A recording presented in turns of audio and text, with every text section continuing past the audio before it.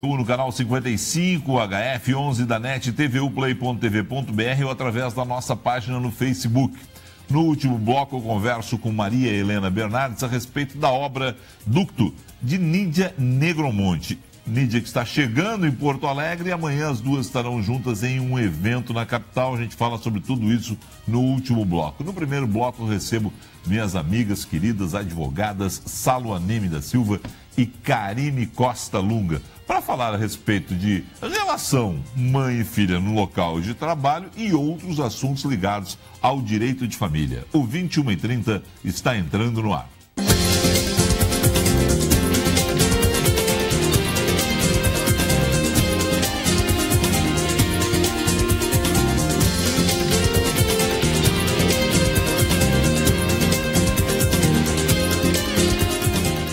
No primeiro bloco, falar um pouco sobre relação mãe e filha.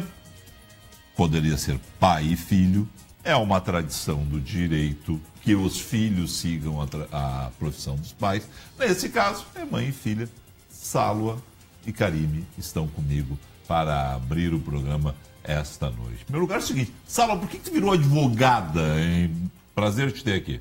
O prazer é meu em poder te encontrar mais uma vez. Eu virei advogada, eu fiz faculdade de Direito, fiz de História, fiz Belas Artes, eu fiz 3. E quando eu me separei, eu virei advogada. Porque antes eu não podia abraçar a advocacia, porque há muitos anos o juiz era o único, o titular numa comarca desse tamanho, que era o meu caso. Comprometimento com a magistratura, né? Tá, mas por que tu virou? Vamos lá. Bom, por que tu sonhou assim?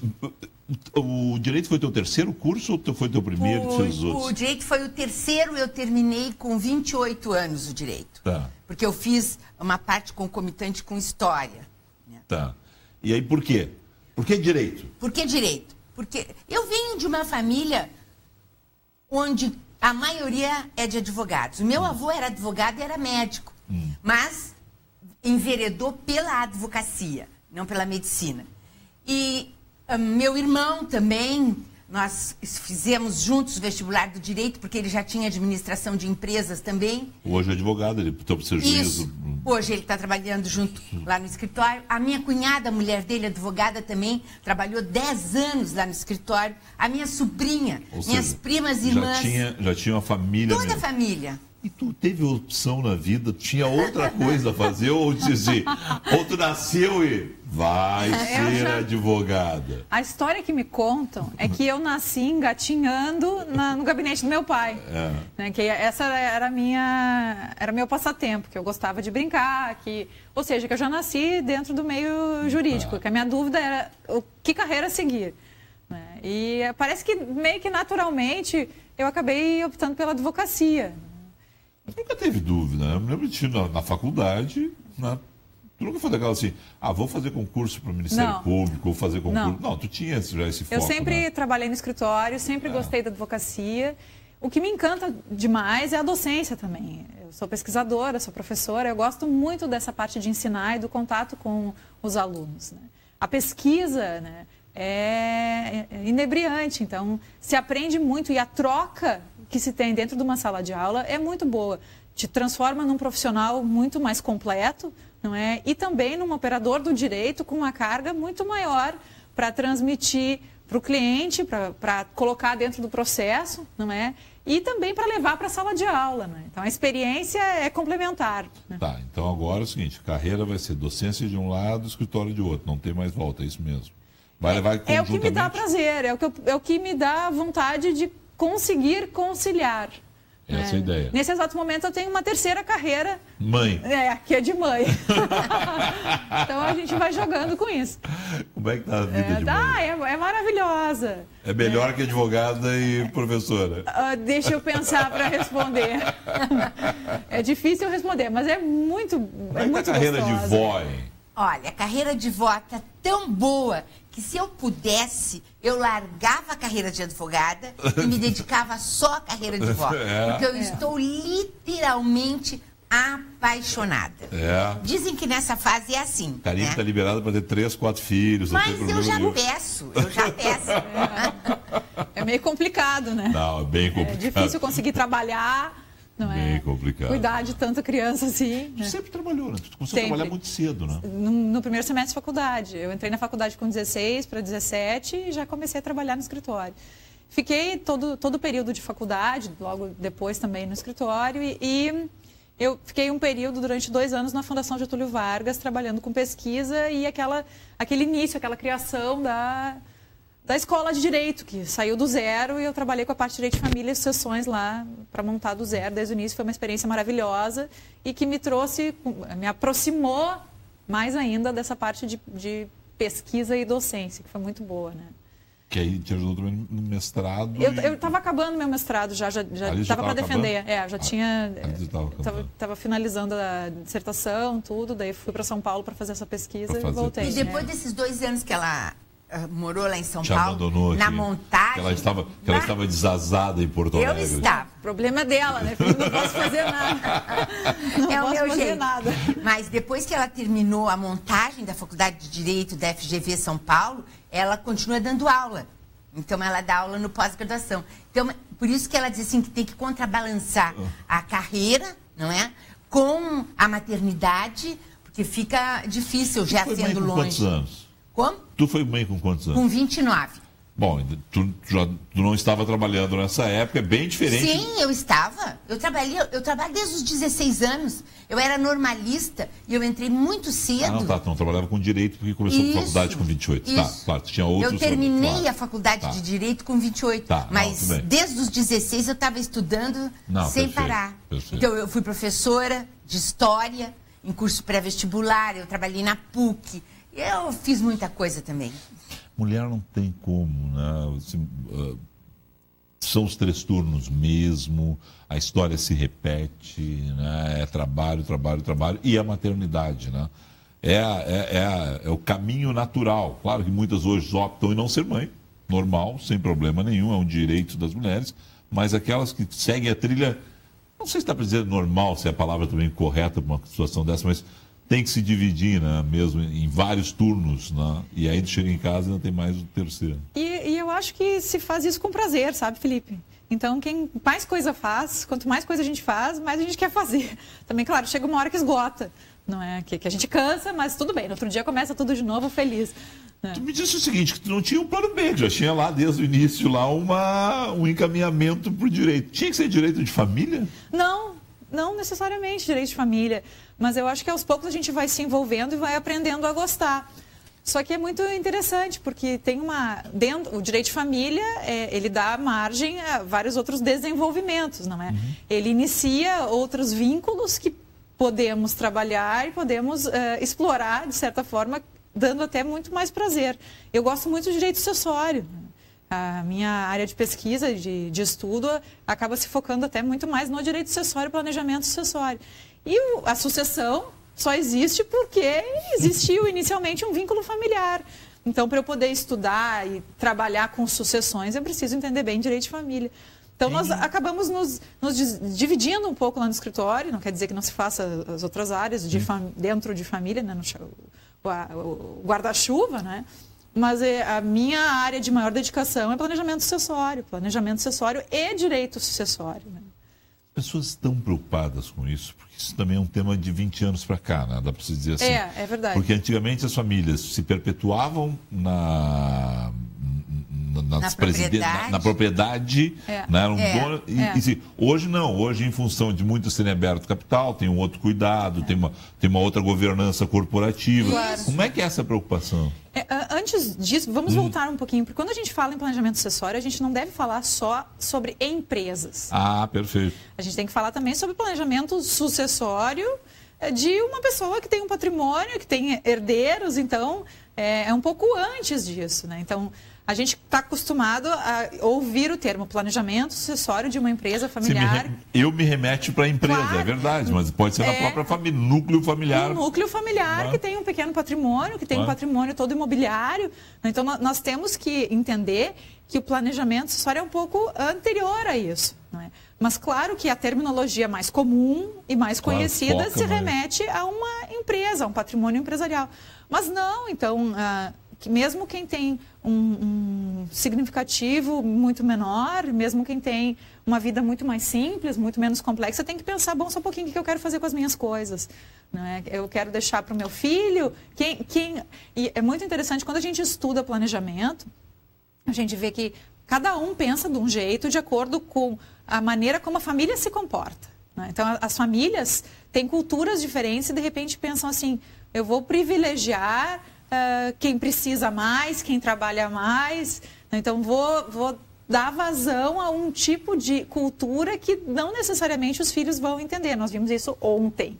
Não é? Então, uma expectativa de expressão que iria se manifestar depois do testamento e veio completamente diferente. Um caso que atendemos ontem. Não é? Então, assim, tem que ficar claro que planejamento pode se dar de diversas formas. Voltando ao... Só para ficar nessa questão, melhor é fazer um testamento, dá menos briga depois o testamento, porque pelo menos expressa a vontade da pessoa, a vontade da pessoa está ali, você olha, é ruim para você, mas era o que ele queria, está aqui no testamento dele. E não é um hábito do brasileiro fazer testamento. Não, é que o brasileiro, o latino, na verdade, tem dificuldade de aceitar a sua falibilidade, né? A sua morte, de pensar que os problemas vão continuar existindo, o patrimônio vai precisar, a relação jurídica originada naquele patrimônio tem que ser calculada, tem que se atentar para o que vai acontecer dali para frente, né? Eu não posso te dizer que o melhor é fazer um testamento, o melhor é apresentar disposição de vontade, que não necessariamente vai ser com o testamento. Existem vários outros instrumentos e várias outras formas que se pode utilizar para que a pessoa, que é titular de relações jurídicas, é proprietário de patrimônio, a pessoa possa determinar, ainda em vida, como ela quer que, após o seu falecimento, o seu patrimônio, o seu acervo seja organizado após o seu falecimento. Mas uma preocupação... Tu ia falar, desculpa. Eu ia dizer o seguinte, eu vejo um pouquinho diferente. Eu acho que o ideal seria que todos nós fizéssemos testamento. Primeiro, porque nós podemos mais ou menos elaborar a divisão equânime dos nossos bens. Segundo, porque nós podemos dispor da metade do nosso patrimônio. Porque hoje o direito sucessório, ele é completamente diferente, como tu mesmo colocaste, há 20 anos que as coisas são outras. Hoje, o cônjuge é herdeiro necessário, o companheiro é herdeiro necessário. E antigamente, a linha sucessória era do tronco familiar. Mas isso é um caso de política. Olha só, vamos lá. Política que se mete. Mas vê só, observações vê bem que a gente não disse coisas diferentes. Sim. Não é?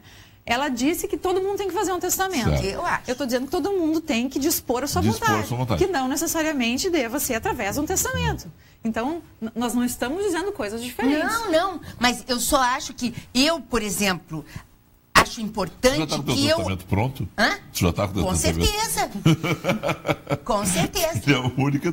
Tendo uma filha só, eu tenho um casamento feito. E eu acho assim que também tem a possibilidade de tu poderes dispor da metade do teu patrimônio, né? Então aí tu também, em uma família muito grande, com diferenças entre os filhos, às vezes um filho necessitado, um filho especial, enfim, acredito eu que a possibilidade de dispor como eu quero de um quarto é muito boa, haja vista que a política, porque isso é político também, não é só jurídico, acabar com a linha sucessória em linha reta somente, ou nas colaterais até o 4º grau. Mudou essa inserção de outras pessoas que não são do teu sangue, da tua família, como o cônjuge e o companheiro, dá uma conotação mais social, mais socialista. Sim, mas só porque isso tem uma explicação. Porque quando foi feito o novo Código Civil, que já não é mais tão novo, que é de 2002, entrou em vigor em 2003. Isso é um projeto que tramitou desde 1969. Ficou mais de 30 anos tramitando, passou por diversos deputados, senadores, enfim.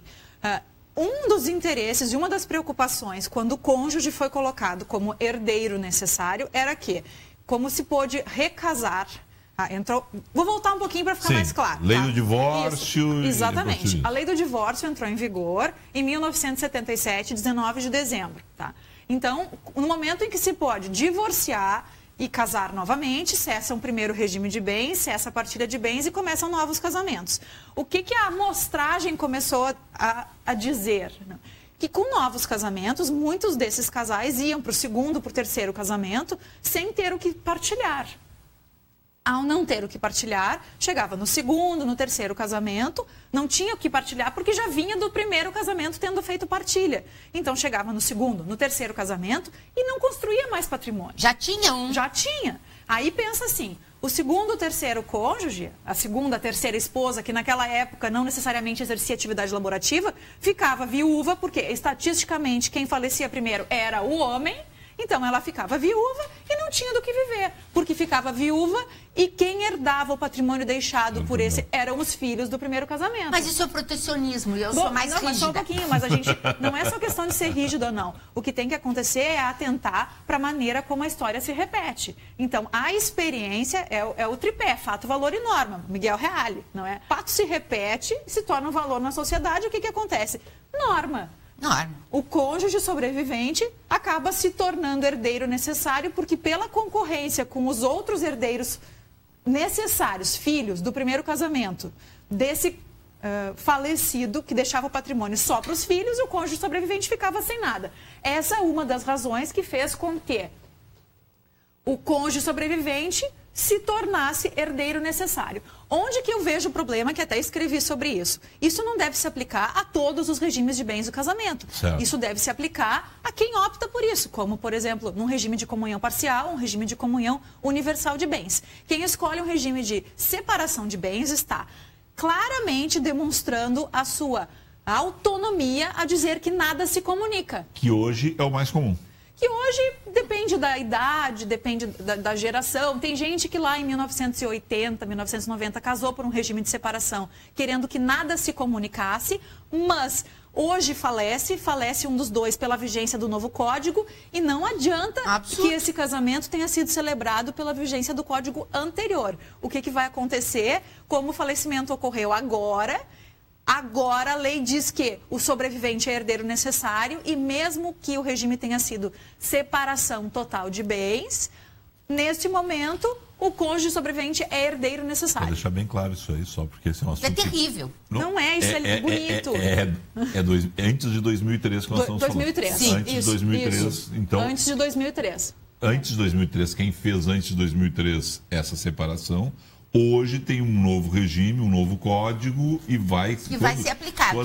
Quando chegar uma situação como essa, vai ser aplicado o novo código. Sim, é que sabe o que acontece, Felipe? Não interessa a data em que foi celebrado o casamento. Interessa sim a data em que ocorreu o óbito. Porque a mudança da lei foi em que particular?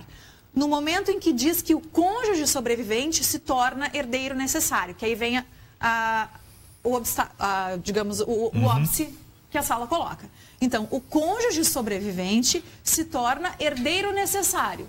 Quando ocorreu o óbito ocorreu sob a vigência do novo código. Então, não interessa que o casamento tenha sido celebrado pelo regime de separação. Quando foi o falecimento? Aí que está a chave. Perfeito. Em que ações do escritório te chama ela de sala ou normal? O tempo inteiro, sala. Só que aí, agora... Aí sai do escritório e te chama de mãe? Chamo de mãe. Não, mas peraí. Aí eu queria que me chamasse de mãe sempre. Não, mas daí... Agora, é que essa matéria me encanta tanto que parece que eu incorporo. Então agora eu vou baixar a bola um pouco. O mais engraçado é o seguinte, quando chega o cliente, eu tô falando, explicando, daí eu digo, não, porque daí a sala fala isso. Não, mas a tua mãe não disse isso. O cliente já sabe. Isso que a Karime não usa o meu sobrenome, né? Que ia ficar com um nome muito grande quando ela nasceu, eu botei só o do pai dela. Daí eu digo pro cliente, eu adorei. Salo e mãe são a mesma pessoa. São a mesma pessoa. Mas quando nós estamos só entre nós, dentro do escritório, assim, os advogados... Eu chamo ela de mãe, não tem problema, mãe, não é assim. Mas daí tem cliente, eu estou na sala. Daí o cliente, não, mas só um pouquinho. Eu falei isso pra tua mãe. Aí o cliente mostra. A tua mãe disse não sei o quê. Daí eu disse. Daí eu tenho Salo que dizer. e mamãe são as mesmas pessoas. Né? Porque tu foi de uma naturalidade. A Salwa fez assim, foi de uma naturalidade. Mas eu faço assim. Nós tivemos sempre uma relação muito boa, muito boa. Nunca houve um castigo dado na Karime ou um tapa dado na Karime. Nunca. A nossa relação sempre foi ótima, muito boa. A Karime se ela independente. Não quisesse ser advogada, por exemplo. Com certeza. A gente não sabe. Eu perguntei para ela isso. A gente não sabe como teria sido. Não. Tu podias escolher. O pai dela era juiz, ela podia. Eu me lembro que quando ela fez vestibular. Tinha 2 opções. Advogado ou juiz. Quando ela fez vestibular, nós fizemos uma faixa para botar na nossa casa lá em Atlântida. Assim, como é que era, Karime? A sala da frente do escritório ou a magistratura? Escolhe. Era isso. Era isso. Não tinha plano C nenhum. Mas é maravilhoso. Trabalhar assim, ó. Tá, vamos lá agora. Uma outra situação. Marido e mulher, eu estou cansado de ver trabalhar e sei que tem os quiprocós, né? Claro. Depois vão para casa, muitos levam os problemas para casa, outros deixam no escritório. Mãe e filha, como é que é? Leva para casa, não leva? Sai do escritório, tá tudo tranquilo? Mamãe, tudo bem? Vovó vai lá ver Como é que é isso? É assim, a nossa relação é maravilhosa. Maravilhosa. Nós nos damos muito bem e trabalhamos, às vezes nos encontramos de noite ou jantamos juntos todos, qualquer coisa, porque meu irmão está junto, minha sobrinha está junto, todos juntos, né? E fala-se em algum assunto do escritório ou discute-se, de repente, uma tese nova apresentada por alguém. Mas briga nem com a Karime, nem com o meu irmão, nem com a minha sobrinha, com nenhum. Eu sou uma Salwa bem diferente em família. A gente tem muitas questões, pontos de vista que são diversos, divergentes. Normal. E a gente fecha a porta do escritório e fica dentro do escritório, não tem problema. Né? E brigamos. E sai do escritório, tudo ótimo, numa boa, sem problema. Porque na hora de decidir a estratégia, nós discutimos, se achamos que está errado, isso não é assim. Daí...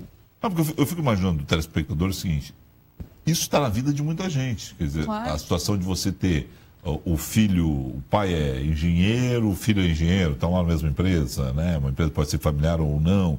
Né? Jornalistas, existem pais e filhos, quer dizer, os pontos são divergentes. Né? A diferença é como é que se trata isso quando se volta para o núcleo familiar. Se muita gente leva isso como um problema ou não. Mas aí a gente vai voltar a falar do planejamento sucessório, né? Então agora falando do planejamento sucessório empresarial, para muita gente isso é um problema. Tem muita empresa que não fez esse planejamento sucessório, que enfrenta essa desavença fora da empresa ou então uma desavença dentro de casa que leva para a empresa e que daí não tem capacidade de dar continuidade ao negócio familiar por questões pessoais. Até porque as famílias crescem e há uma disputa porque só um vai presidir, né? Fica ali um núcleo... O núcleo mais duro da empresa são 2, 3 que vão definir, né? Enquanto outros sucessores vão ficar de fora, alijados daquele processo. Hoje o mais comum até é se fazer um conselho sem dúvida. Da família. E com regras muito específicas, né? Assim, o que precisa preencher aquele membro da família para poder fazer parte da empresa também. Porque não necessariamente precisa, né? Claro. Estar na empresa. Essa é uma situação que está no dia a dia das pessoas. Ainda mais em um estado como o Rio Grande do Sul, que tem muitas empresas, como todo mundo, mas tem muitas empresas familiares. Claro, né? sem dúvida. Grandes empresas, médias empresas, pequenas empresas. A gente está falando, claro, pensando nível de conselho, grandes empresas, mas nas pequenas também vai acontecer. Pode ser uma empresa familiar. Vai acontecer isso, né? Em algum momento. A padaria da esquina pode ser uma empresa familiar que... É o marido que está ali fazendo pão, é a mulher que cuida do balcão, e daí cresceu, daí abriu uma segunda padaria, daí abriu a terceira padaria, e daí foi crescendo, começou assim, e hoje tem que administrar isso tudo. Isso também vem muito, eu acredito, de vaidades, não é? Tu vês, às vezes, uma dificuldade de um pai ou uma mãe que encabeçam uma empresa ou um escritório de advocacia, no nosso exemplo, e tem dificuldade em entender sobre a finitude e sobre a necessidade de repente, recuarem. Hoje dividem. Quem sabe, daqui uns anos, recuam. não é? Dando abertura para os filhos. Então, acho que isso vem da família também e da educação. Aquelas pessoas que concorrem com os seus descendentes e que têm dificuldade em abrir caminho, em deixar o reino para eles, como a nossa rainha Elizabeth. Tu é monarquista ou não? Eu não. Essa nossa rainha Elizabeth me soou tão... Nossa, no sentido crítico até de dizer que a todas essas da vida, ela devia ter passado por filho. Tão, né? Nossa rainha Elizabeth me soou assim. Talvez aquela coisa assim, proximidade. O mundo mundo hoje é muito global, é um mundo onde a gente vivencia aqui, ali, de noite eu estou em todos os países com a minha televisão. É ou não é? É verdade. Estou conversando com a Salo Aneme da Silva e com Karime Costa Lunga nesta noite no 21h30. Vou a um rápido intervalo comercial. A gente já volta.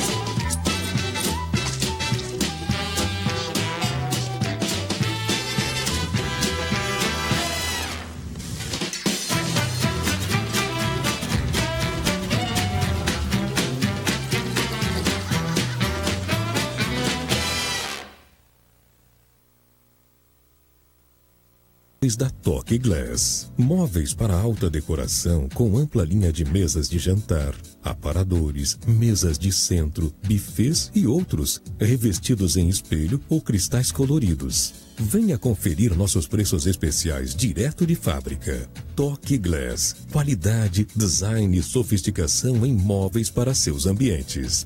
Acesse nosso site toqueglass.com.br.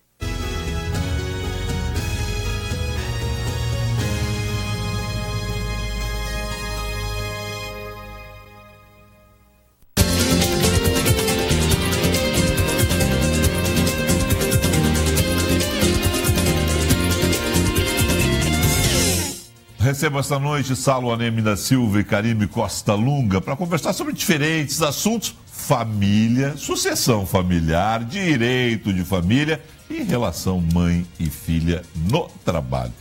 Direito dos avós, tu está exercendo o teu direito dos avós, hein? Olha, eu vejo meu neto todos os dias.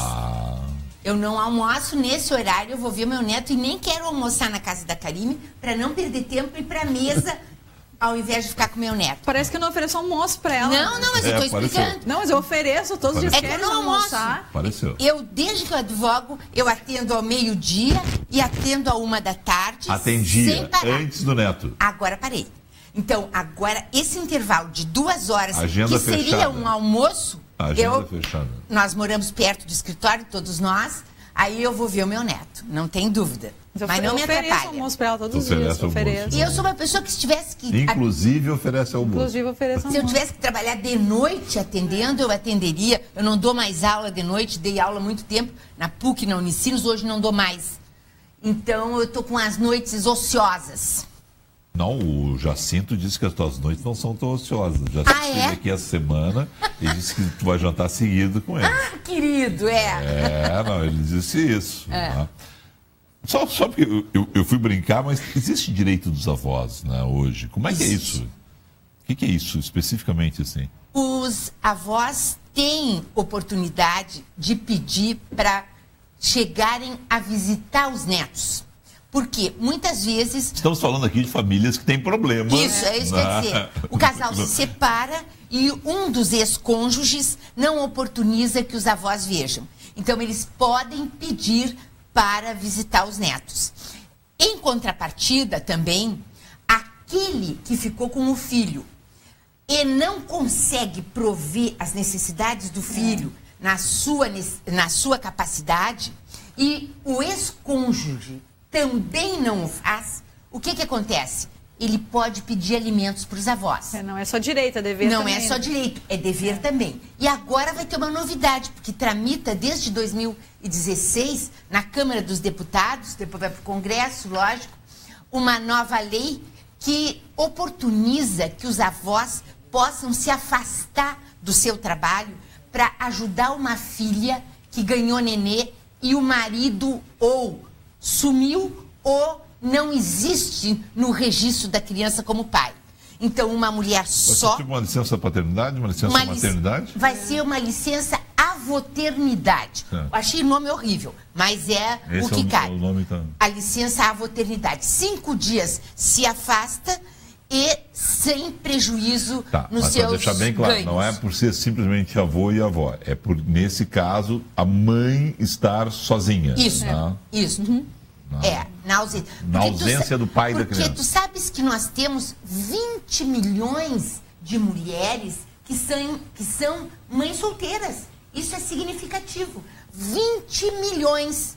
E aí também tu pode... Esse número está certo? Certíssimo. E aí 10% da população brasileira. Com certeza. É 10% da população brasileira. E ainda te coloco o seguinte. Nós falamos na necessidade de os avós sustentarem, ajudarem. Tem um particular muito importante.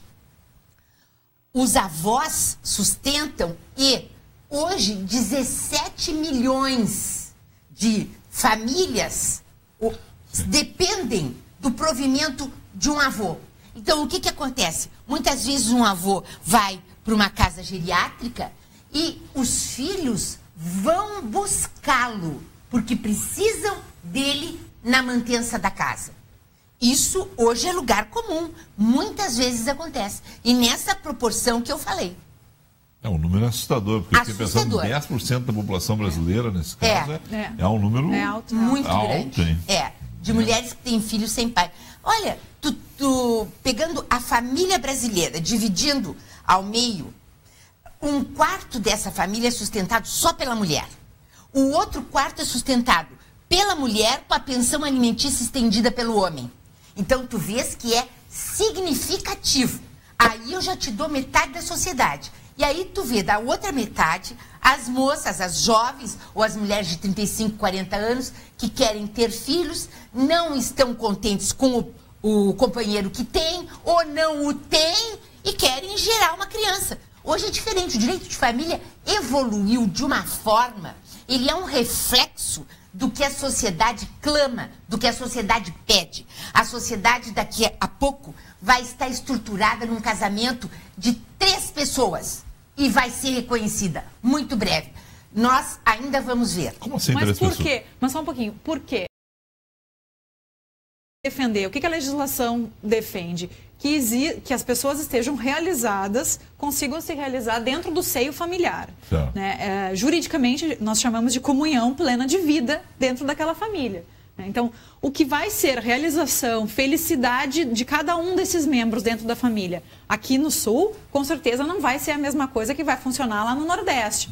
Né? Vai se preencher a análise de cada uma dessas normas na hora de avaliar o caso concreto. Então, eu preciso garantir que para que aquele organismo seja considerado uma família, que as pessoas se realizem, se completem, tenham felicidade e que aquilo configure uma comunhão de vida entre essa família. Comunhão de esforços, comunhão de vida, não necessariamente patrimonial, mas comunhão de vida pessoal. Eu quero dividir minha vida contigo. Não necessariamente vão existir filhos, mas pode existir um animal de estimação, não precisam morar no mesmo teto, mas o julgador, o juiz, ao avaliar se aquilo é uma família ou não, por que avaliar se aquilo é uma família?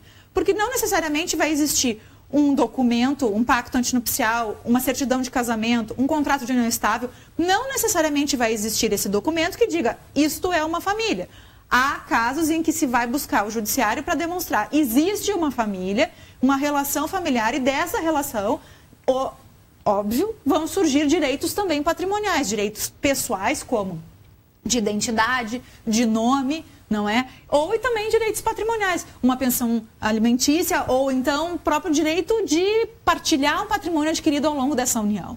Então, no momento em que eu consigo configurar que existe comunhão de vida entre aqueles membros dessa família, que pode ser marido e mulher, pode ser um homem e uma mulher, 2 pessoas do mesmo sexo, pode ter filho, pode não ter filho, pode ter um animal, pode ser, por exemplo, tios e um sobrinho, pode ser um homem, pode ser uma família monoparental, a Constituição já supriu isso desde 1988, não é? E o que ela está falando agora é uma entidade plurifamiliar, que já está começando a surgir. Explica o plurifamiliar. Ainda é recente, mas o que se está colocando é que pode existir uma instituição em que exista um homem e 2 mulheres, 2 homens e uma mulher, o que for. É uma situação... A justiça já reconhece isso em alguns casos. Com muita parcimônia. Tenuemente. Mas já tem caso de reconhecimento. Pode virar jurisprudência. Acho que ainda vai demorar. Pode sim, pode. Mas vê só, Felipe, é diferente de um relacionamento em que existe um homem e uma mulher que, digamos, sejam casados, e que esse homem tenha mantido um caso adulterino, que tenha mantido um relacionamento adulterino, e que ainda assim o juiz tenha entendido que desse relacionamento adulterino possam ter surgido direitos patrimoniais. Isso nós já vimos, né? Não, isso já existe, já faz um tempo. Já faz algum tempo. É um relacionamento adulterino. Nós estamos falando de outra coisa. No futuro, vai levar um tempo. Vão morar juntos, digamos assim. Isso. Mas 2 mulheres e um homem e 2 mulheres, já começa a ser reconhecido. Já tem doutrina sobre isso. Já tem gente estudando isso e escrevendo. É como morar numa casa, um homem e 2 mulheres, tem filhos. Se estabelece uma comunidade em que é possível, em que se aceita esse tipo de funcionamento. Para nós pode ser estranho, difícil. Estranho por enquanto. Por enquanto, mas daqui a pouco vai ser... Gurias. Eu tenho que encerrar essa entrevista. Mas a gente encerra em alto pra cima. Assim, olha, você tem que voltar aqui para nós falar mais sobre isso. Sabe como é que a gente encerra? A gente encerra assim, entendendo, aceitando que o direito, e principalmente o direito de família, tem como maior objetivo e preocupação atender à necessidade do cidadão. Sociedade evolui. Exatamente. Isso. A sociedade evolui. Isso eu estava pensando um pouco. O direito de família, dá para se pensar assim, que ele é o que mais rápido se adapta à sociedade? Eu acredito Com que certeza. Sim. Quer ver uma coisa, Felipe? União estável, encerrando, só foi aceita, só foi tornada lei em 1988 pela Constituição. Até então era tratada como sociedade de fato. Sociedade de fato é como se fosse uma sociedade empresarial. Então antes era prestação de serviços. Então, vê só, hoje já é balela. Como a união homoafetiva. Tantas são as uniões homoafetivas que hoje está na lei, é regra. Hoje é super tranquilo. Então não tem problema nenhum. Não se assusta mais ninguém. A Constituição dispõe. Então, nós, através dos nossos atos, fazemos com que haja uma regra que incida sobre o ato e aí se torne, primeiro, jurisprudência, depois lei. Felipe, um prazer conversar contigo sobre família. Essa guria tinha que ser jornalista também, porque ela já foi encerrando ela a entrevista, viu? Karine, bom te ter aqui. O prazer foi meu. Tá. Saulo, bom te ter aqui. Obrigada, finalmente, né, guria? A gente foi um conta seguindo aqui na TV e... Tava horas para marcar com a Saulo aqui. A gente volta depois do intervalo correndo para fechar o programa.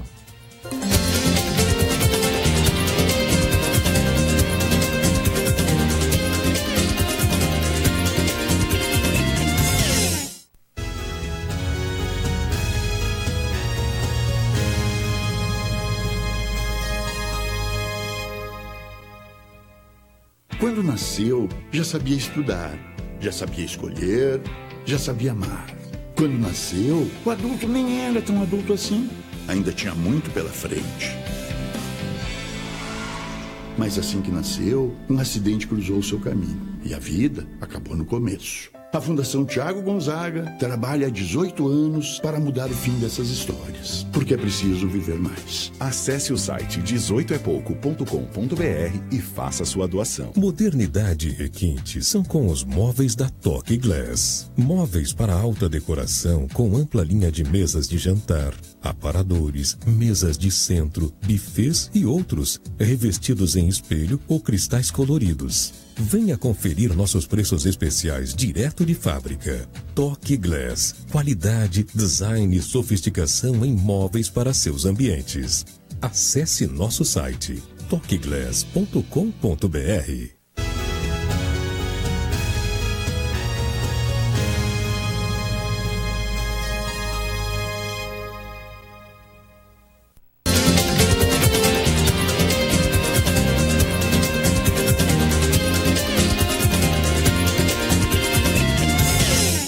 Fechando o programa, eu recebo Maria Helena Bernardes, artista visual, uma das escritoras do Ducto, um livro que trata sobre a obra da Nídia Negromonte. As duas, com a mediação da minha querida Lena Kurtz, vão estar amanhã, a partir das 11 horas da manhã, no Espaço Aberto Caminho de Artes, no Centro Histórico de Porto Alegre. A gente dá mais informações ao longo dessa entrevista. Maria Helena, prazer te ter aqui, boa noite, obrigado pela presença. Boa noite, eu te agradeço a acolhida. Em primeiro lugar, é o seguinte, vamos explicar quem é Nídia Negromonte. A Nídia Negromonte é uma artista que nós consideramos brasileira, porque ela tem a nossa cidadania. Ela reside em Belo Horizonte, mas ela é nascida em Lima, no Peru. E ela traz essa combinação muito interessante, assim, entre a cultura peruana, né, e brasileira. Filha de pai brasileiro pernambucano e mãe peruana. E a Nídia está no cenário das artes visuais, da arte contemporânea, já desde o início dos anos 90, trabalhando muito com desenhos e instalações, que são as vertentes, vamos dizer, de trabalho mais conhecidas dela. Certo. Por que ela é importante hoje? Assim? O que a gente tem que olhar num trabalho como o dela? É muito boa essa tua pergunta, porque a gente tem a oportunidade surpreendentemente boa, diria o Augusto. Olha só, eu fico feliz de recebê-la, porque dá a oportunidade de, talvez, instigar o público para o tipo de expressão que uma artista como a Nídia Negromonte opera, né? Então, com o que essa artista trabalha? Ela vai buscar elementos muito comuns que estão presentes na vida de cada pessoa, como, por exemplo, frutas, o próprio barro como um material, a água, né, que é um elemento que todos nós, do qual todos dependemos, né, e temos esse contato diário, e com esses elementos, através de uma linguagem que é da arte, que é poética, que é da ordem da criação, sem envolver materiais muito complexos. Os materiais que a Nídia usa são canos desses de plástico que a gente tem dentro de casa, né? São as frutas envolvidas com o próprio barro. Ela começa a nos mostrar processos de transformação desses elementos e falar de ciclos de vida e morte. O trabalho dela tem, eu acho, um trabalho acessível e complexo, e sutil também, mas acho que uma grande qualidade desse trabalho é não ser um trabalho refratário que inibe as pessoas. Você é uma artista visual, me diga o seguinte, como é que as pessoas encaram esse tipo de trabalho? Porque assim, a nossa cabeça ainda é olhar, não lembro quem é que esteve aqui esses dias, a Ieda Crucius, esteve aqui esses dias e não viu um relógio aqui. Ela disse, não, tá o 24 lá, o 12 aqui, o 6 lá, o 18 aí. Não é um relógio. Tem que acertar esse teu relógio, entendeu? Uhum. Eu olho, vejo o relógio. Tem gente que não vê. Quer dizer, tem gente que vê que a arte precisa ser aquela paisagem, um retrato, algo que remeta diretamente para ela, aquilo, né? Tem outras pessoas que não, essas instalações. Como é que é isso, hein? Eu também, além de professora, né? Além de artista visual, eu sou professora, né? E trabalho com um público muito diverso. E essas perguntas, assim, chegam a todo momento, né? Por que isso é arte? O que faz disso algo que merece estar ocupando lugar no museu ou até estar recebendo determinados investimentos? Eu não vejo nada aí, ou como a ex-governadora... Vejo um cano aqui. Vejo um cano aqui, isso na minha casa também tem. Exato. Por que isso aqui é considerado arte, né? Eu acho que essas perguntas, esse afastamento, essa distância, essa dificuldade não é só de responsabilidade do público por uma falta de aproximação, né? Se atribui muito a isso. As pessoas não vão nem quando é de graça, então elas não estão familiarizadas, elas são resistentes. O de graça é uma tradição luso, dá para dizer assim, não é nem europeia, né? A questão de... Aqui, se você fizer uma exposição paga, vai ser muito complicado, a menos que seja o Louvre liberando a Mona Lisa, que não vai acontecer, para que as pessoas vão a um determinado local, né, e vão pagar por isso. Nossa tradição é visitar museus gratuitamente. Gratuitos. Né? Agora, tu imagina... Ao contrário de... Bom, mesmo na Europa, franceses, ingleses, né, outros... Sempre você vai, paga e tem grandes filas e grande interesse. Mas tu imagina se sendo gratuito nós já temos essa dificuldade de acesso por outras razões, né? Imagina se ainda vamos cobrar, né? Se atribui muito a isso, né? As pessoas não têm contato, elas não têm educação, elas não têm sensibilidade. Eu acho, pela minha experiência, tanto como artista como professora, que as pessoas se sentem afastadas, intimidadas pela arte, porque tem um grande envelope em torno da arte. É um envelope que ele não é um pacote bonito de presente. Ele é um pacote opaco que tem envolvido por muito discurso, muito blá blá blá, muita teoria, muitas funções, agentes que estão encarregados de apresentar arte, curador, mediador no museu, né, o cara que monta a exposição, o próprio museu tem uma cara de uma arquitetura diferente. Então, esse processo histórico de contato da arte com o público, ele foi jogando a arte cada vez mais para um mundo muito pequeno e voltado para ela mesma. Né? E nós, artistas, professores ou público de arte que queremos que a coisa seja diferente, temos que tentar discutir isso com as instituições, né? E com os artistas, para tornar a coisa mais simples. Professora Marilena, deixa eu dizer um negócio para ti. Tu fala e eu entendo. Eu acho que tem gente que fala difícil essa questão. Claro, mas eu falo para que as pessoas me entendam porque é uma atitude política minha. Né? Eu digo política mas porque tu conhece vários artistas que diriam o que tu disse agora de uma maneira que todo mundo ia ficar assim, mas não entendi nada. Sim, isso na história da humanidade tem um nome, né? São processos de distinção, né? As pessoas gostam de se distinguir das outras, né? Falar e a nossa difícil, sociedade, exato, né? Isso ficar inalcançável. E aí, se tratando de arte, muitas vezes afasta mesmo as pessoas. E às vezes uma fala difícil, ela não necessariamente tem um conteúdo relevante. Uma fala simples pode estar cheia de conteúdo. Perfeito. E as pessoas perceberem, entenderem e dialogarem. Uma fala muito rebuscada não necessariamente terá conteúdo, né? Então, são essas posturas que a gente procura conversar com os colegas, né? Sejam eles artistas, curadores ou professores, enfim, para apresentar um trabalho despreparado, desprotegido dessa embalagem toda. Eu tenho certeza que as pessoas podem se interessar, acessar, extrair dali alguma camada de significado. Porque as pessoas têm conteúdo. Claro. Elas têm conteúdo, tem um conteúdo humano. E tem humano. interpretação realmente a respeito disso. Cada um vai ver de um jeito, mas quando as pessoas se flagrarem que, bom, é um cano, mas nesse contexto aqui, não é aquele cano da minha casa de PVC, está ganhando um outro contexto. Exato. Né? Tem uma outra visão, o artista quer com esse cano representar outra coisa. As pessoas, bom, para mim, quem deixou puxar a minha inteligência, eu não sou tão burro assim, né? Claro. Então as pessoas me parece, eu acho que você até chegou a usar essa palavra, tem falta de estímulo muitas vezes, né? Para que as pessoas embarquem nisso. Elas não se sentem convidadas muitas vezes a entrar nesse universo que é da arte. A arte, ela realmente se colocou numa bolha, né? E se separou por uma série de processos históricos aí, inclusive de sobrevivência, para sobreviver na sociedade, né? Construir, vamos dizer, um espacinho social para ela com os seus. Mas está na hora da gente furar essa bolha. Furar a bolha. Exatamente. Por isso nós temos um espaço como o Aberto, que está aí aberto, palavra maravilhosa, acolhe, está na calçada, está onde passam as pessoas.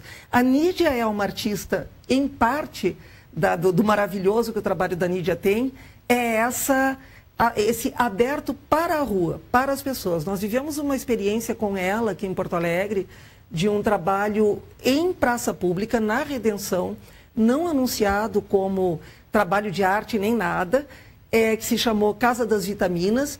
Ninguém sabia que aquilo era arte. Teve um engajamento das pessoas naquela situação ali que foi comovente, assim, sobre esse trabalho, inclusive, eu escrevo no livro. Então, tu tiras até essa palavra arte. Como é que o livro foi montado? Você tem textos seus, tem textos de outras pessoas, cada um escreveu sobre o que quis, em determinado momento da arte da Nídia, foi encomendado para você, escreve sobre isso, como é que é? Como é que funcionou? Esse livro, ele aconteceu depois de um ciclo de trabalho da Nídia muito forte, eu acho, uma safra, vamos dizer, da Nídia de maturidade, né, a meu ver. Inclusive, é a participação dela na 30ª Bienal de São Paulo, em 2012, que teve um trabalho de fôlego, assim. E ela estava, então, nesse momento de muita produção, tudo pronto para um olhar, né, para a obra dela, retrospectivo, e contemplando aqueles trabalhos recentes ali. Bom, então ela ganhou um prêmio em Belo Horizonte, pela Prefeitura Municipal de Belo Horizonte, uma espécie de FUNPROARTE deles, se eu não estou enganada, e pôde, esse é um trabalho que estava na Bienal, numa parte de fora da Bienal de São Paulo, de acesso público e não identificado ali imediatamente como, acompanho a trajetória da Nídia como uma artista parceira dela e grande amigas que nós somos, né, já há mais de 20 anos. Eu já tinha escrito sobre o trabalho dela, inclusive um texto que tinha sido premiado lá por um concurso de Pernambuco. Ela me pediu esse texto para publicar, que é sobre o Casa das Vitaminas, e pediu para que eu escrevesse um novo texto sobre uma exposição chamada Hídrica, que ela é exatamente essa que tu estás vendo. Não é essa agora, essa é no Museu Bonito, lá de São Paulo, que é exatamente o Museu da Pampulha, né? Um projeto do Oscar Niemeyer, um salão de baile, né, dos anos 40, 50, né, em Belo Horizonte, transformado em museu municipal. Foi um projeto todo com a água se movendo por dentro do museu, saindo em mangueiras, em pias, o ar se transformando em água, voltando para a rua. Exposição linda, né? E então ela foi convidando amigos, pessoas que já tinham escrito para ela, outros profissionais, não necessariamente amigos, que foram convidados a escrever especificamente, né, para publicação. Passa muito rápido o tempo aqui. Como é que funciona amanhã? Lena Kurtz media, o que você imagina que vai ser o bate-bola entre você e ela? Né? Como é que vai funcionar isso? Olha, 3 mulheres, né, incluindo a Lena. Eu acho que vamos falar bastante. O trabalho da Nídia tem muitas frentes assim para ser abordado. Ele é saboroso, ele tem uma profundidade poética, ele vai da melancolia ao humor, né? Tem essas estruturas que são lúdicas, que ela constrói, ao mesmo tempo ela tem essas instalações, mas ela tem desenhos, ela trabalha com fotografia, ela tem uma diversidade assim de meios de expressão que o nosso bate-papo não vai dar conta de cobrir. Mas eu acho que para aqueles que se interessam por arte contemporânea, ter a oportunidade de ouvir uma artista que não fala difícil, que não é pedante e que tem uma grande trajetória brasileira, que nos representa no Brasil como uma das artistas vivas de grande potência, né? Essas pessoas devem ir lá, vão curtir, né? Só porque foi bem frisado por ti no início. Ela nasceu no Peru, mas dá para se dizer assim que ela apenas nasceu no Peru, que ela é muito mais, a arte dela é muito mais brasileira que peruana, né? Ela é uma arte latino-americana. Como é que dá para classificar nessa questão geográfica? Isso é interessante porque eu conheço a Nídia desde que nós duas éramos bem jovens, começando ali como artistas, e eu tenho visto essa origem peruana. Ela nasceu e veio pequena para cá, mas teve anos ali no Peru, né? Uma relação muito forte com a mãe dela, que tem um traço bem peruano, incaico, sei lá, tem aquele nariz, assim, aqueles traços bonitos, assim, né? E, claro, uma herança espanhola também.